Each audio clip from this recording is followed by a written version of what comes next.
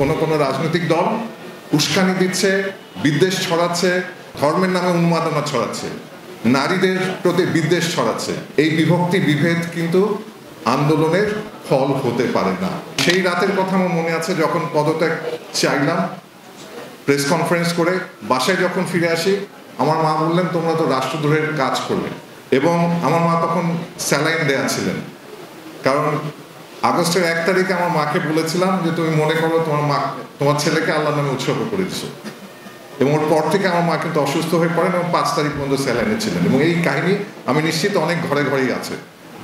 আমরা কিন্তু সেই মাদেরকেও যেন না ভুলি, যে মায়েরা যে সন্তানের জন্য রাস্তায় নেমে পানি দিয়েছিল, যেই মায়েরা খাবার খাইয়েছিল, সেই মায়েদেরকেও যেন না ভুলি।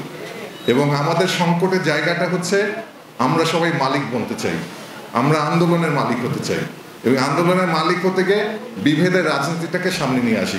কোনো রাজনৈতিক দল উস্কানি দিচ্ছে, বিদ্বেষ ছড়াচ্ছে, ধর্মের নামে উন্মাদনা ছড়াচ্ছে, নারীদের প্রতি বিদ্বেষ ছড়াচ্ছে।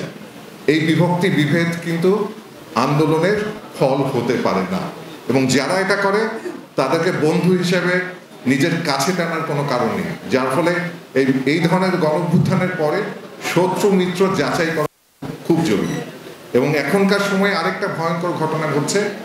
আমরা ফ্যাসিবাদের পতন দেখেছি, কিন্তু ফ্যাসিবাদের পতনের পরে যেমন স্থানীয় পর্যায়ে আমরা দেখছি যে একটা রাজনৈতিক শূন্যতা তৈরি হচ্ছে, মহাশূন্য পর্যায়েও আমরা দেখছি একটা শূন্যতার সুযোগ নিয়ে কেউ গায়েবী আওয়াজ তুলছে।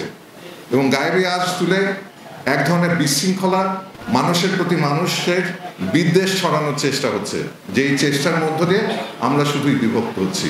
এবং এই বিভক্তির পথ নিশ্চিতভাবে ফ্যাসিবাদের ফিরে আসার পথকে উন্মুক্ত করে দিতে পারে। এই ব্যাপারে আমার দ্বিতীয় কোনো চিন্তাই নেই। এখন এই বিষয়গুলো যদি আমরা না বুঝি, এবং বিশেষ করে জাতীয় নাগরিক কমিটি যেহেতু নির্বাচনমুখী হয়ে ওঠার চেষ্টা করছে, তাদের মনে রাখতে হবে এই রাজনীতি, বিশেষ করে নির্বাচনের রাজনীতি কিন্তু আন্দোলনের রাজনীতি থেকে একেবারেই ভিন্ন। একটা শব্দ চয়ন, একটা রাগের মাথায় কথা, সেটা কিন্তু ফ্যাসিস্ট সরকারের যিনি প্রধান ছিলেন শেখ হাসিনা প্রমাণ করেছেন যে তার পতন কিভাবে ডেকে আনতে পারে।